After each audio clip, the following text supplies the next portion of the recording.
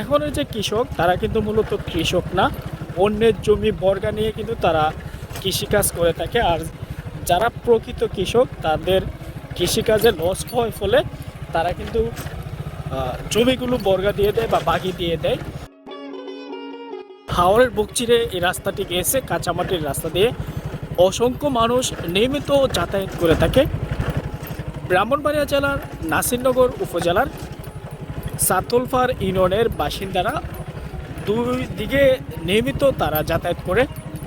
আর এলাকাটা অনেকটাই অবহেলিত, রাস্তাঘাট অনুন্নত। আমি এখন যে রাস্তা দিয়ে যাচ্ছি এটা হচ্ছে হাওরের বুক চিরে কাঁচামাটির রাস্তা। এই দিকে কিন্তু বেশিরভাগ চাতলফারবাসী সিএনজি যুগে সরাইল নাসিরনগর ব্রাহ্মণবাড়িয়ার সাথে নিয়মিত যাতায়াত করে থাকে।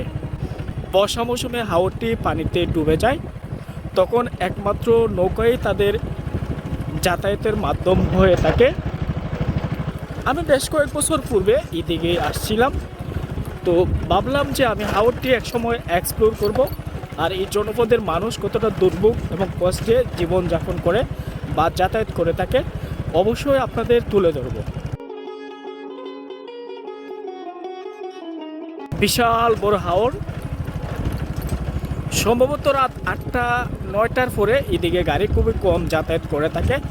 সবাই যে যার সেফটি মেনে বাড়িতে থাকে, খুব বেশি ইমার্জেন্সি দরকার না হলে তারা কিন্তু বের হয় না। আর বৃষ্টি বাদলের দিন এই রাস্তাটি কাদাযুক্ত হয়ে যায়, তখন সিএনজি মোটর বাইক চালানো খুবই কষ্ট হয়ে থাকে। একটা কথা বলে রাখা ভালো, এই হাওরে যারা সেচ দিয়ে জমি চাষাবাদ করে তারা কিন্তু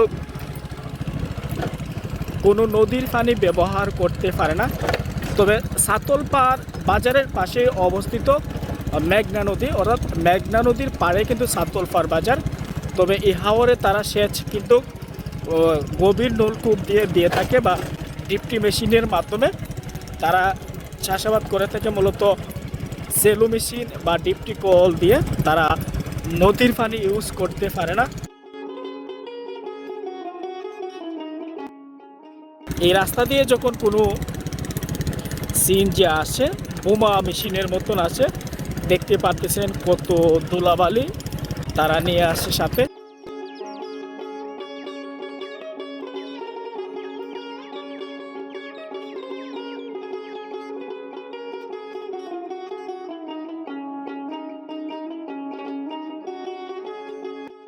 আর যারা এই এলাকায় চাষাবাদ করে তারাও কিন্তু মোটর বাইক বা বাইসাইকেল বাসা থেকে নিয়ে আসে বিশাল বড় হাওর।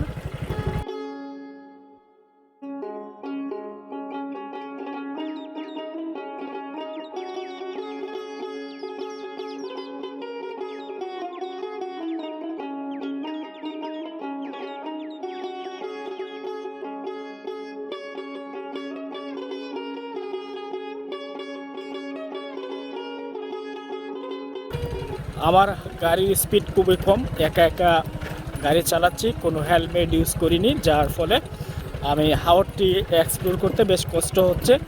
এক হাতে মোটর বাইকের স্টিয়ারিং, অন্য হাতে হচ্ছে মোবাইল, আর শ্যুট করতে বেশ কষ্ট হচ্ছে। আর শ্যুট নিতে আমার মোবাইল চাকাচাকি করে, আর এই বিষয়টা বেশি পেইন দিচ্ছে আমাকে। সাতলপাড়ের একটা অংশের নাম হচ্ছে রতনপুর, যার জন্য সবাই বলে থাকে এটা হচ্ছে রতনপুর হাওর। আসলে প্রকৃত এই হাওরটির নাম হতে পারে অন্য কিছু, তবে সামনে দেখা যাচ্ছে সেলু মেশিনে সেচ দিচ্ছে একজন, ওনাকে জিজ্ঞেস করব যে হাওরটির নাম কি। বেশিরভাগই হাওরগুলো এলাকার নাম অনুযায়ী হয়ে থাকে, আর হিস্টোরিক্যাল যে নামগুলো অনেকেরই অজানা থাকে। আর এখনের যে কৃষক তারা কিন্তু মূলত কৃষক না, অন্যের জমি বর্গা নিয়ে কিন্তু তারা কৃষিকাজ করে থাকে। আর যারা প্রকৃত কৃষক তাদের কৃষিকাজে লস হয় ফলে তারা কিন্তু জমিগুলো বর্গা দিয়ে দেয় বা বাগি দিয়ে দেয়, যার ফলে হাওরের যে একুরেট ইতিহাস ঐতিহ্য সেটি কিন্তু পাওয়া যায় না। আর যে যার মতো করে জমি চাষাবাদ করে।